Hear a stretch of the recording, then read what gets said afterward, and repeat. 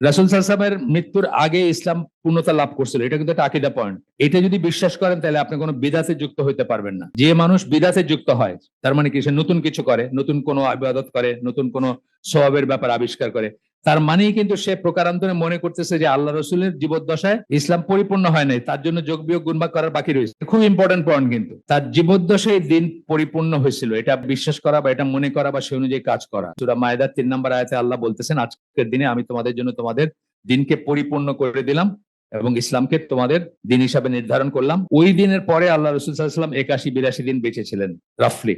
এর ভিতরে আর কোনো লেজিসলেশনের আয়াত আসে নাই। সুতরাং ওই দিনটাও আমি ধরতে পারি, অথবা রাসূল সাল্লাল্লাহু আলাইহি ওয়াসাল্লামের মৃত্যু তো অবশ্যই ধরতে পারি যে ওইখানে ইসলামের পরিপূর্ণতা লাভ করছে। এরপরে কোনো যোগ বিয়োগ গুণভাগ করার উপায় নাই। আমাদের সকল প্রবলেমের সলিউশন ওর ভিতরে খুঁজতে হবে এবং ওর ভিতরে আছে।